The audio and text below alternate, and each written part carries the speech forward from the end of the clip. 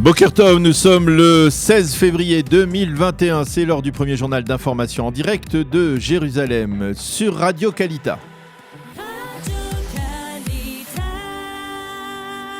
Et oui, direction nos studios à Jérusalem avec notre correspondant Daniel Haïk. Bonjour Daniel, la crise sanitaire ce matin à la une de l'actualité après la réunion d'hier du cabinet restreint Corona. On peut l'affirmer, Israël sort enfin véritablement de son 3e confinement. Oui, enfin, on commence à entrevoir le bout du tunnel, de ce tunnel de Corona. Le cabinet restreint de lutte contre le Covid-19 a en effet validé hier soir plusieurs mesures devant permettre la réouverture relativement rapide du marché économique et commercial en Israël.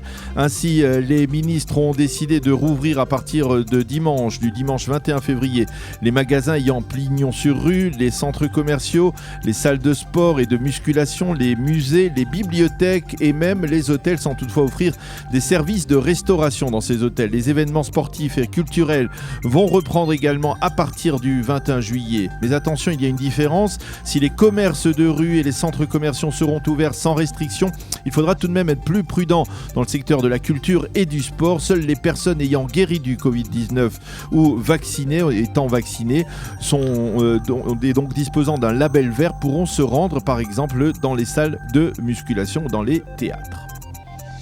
Et l'occasion de se pencher aussi sur la réouverture des écoles. Qu'en est-il justement, Daniel, sur l'éducation en Israël ? Eh bien oui, là aussi, elle se fait, cette réouverture progressivement. Les classes de CM2 et de 6e vont pouvoir rouvrir dès dimanche, mais dans les localités vertes ou jaunes.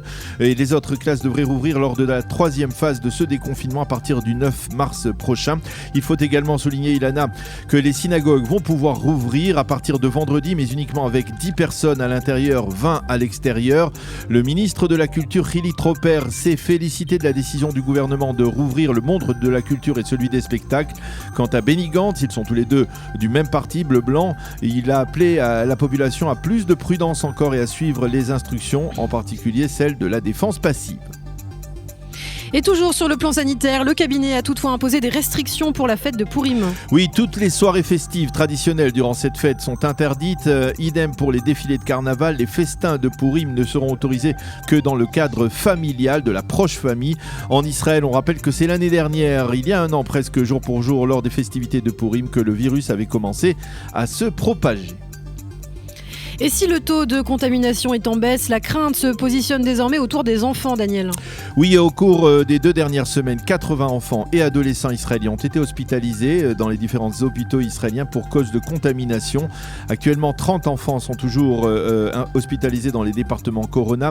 L'état d'un adolescent sans maladie chronique est qualifié de critique aujourd'hui. Au ministère de la Santé, on se prépare à une augmentation du nombre de jeunes malades admis dans les hôpitaux israéliens, en particulier en raison de la réouverture, donc justement progressive des classes dans les écoles israéliennes, du développement du variant britannique et puis du fait que les enfants ne sont pas vaccinés.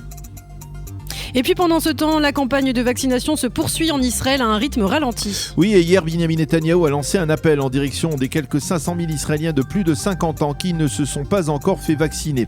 Allez vous faire vacciner, leur a demandé le Premier ministre hier soir lors d'une interview sur la chaîne 12 de la télévision israélienne, en expliquant que ce geste les protégeait eux-mêmes, mais qu'il protégeait aussi leurs voisins et leurs proches. Ceci étant, M. Netanyahou a également annoncé qu'il négocie actuellement avec les consortiums Pfizer et Moderna en vue d'établir 2 usines de production de vaccins en Israël. Cela, a-t-il dit, fera d'Israël un centre mondial de production et de lutte contre la Covid-19.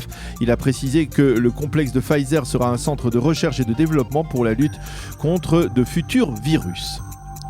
Et puis pour terminer, un mot de la météo. Après un temps printanier, Daniel, c'est le retour en force de l'hiver. Effectivement, après une semaine de temps ensoleillé très doux pour la saison, Israël va avoir déferlé à partir de cet après-midi une solide perturbation qui apportera des averses, des vents forts, mais surtout, on va dire pour la plus grande joie des jeunes et des moins jeunes, de sérieuses chutes de neige. Selon la météorologie nationale, les températures avoisineront les 0 degrés sur les hauteurs du nord et du centre du pays la nuit prochaine. La neige devrait tomber donc dans la nuit à Jérusalem et demain même s'amonceler selon certains modèles météo. Entre 10 et 20 cm de neige dans certains quartiers de la capitale sont prévus. La municipalité de Jérusalem a pris ses dispositions. Elle va déployer aujourd'hui des chasse-neige et autres tracteurs afin de permettre l'ouverture rapide des principaux axes routiers. C'est la fin de ce premier journal d'information.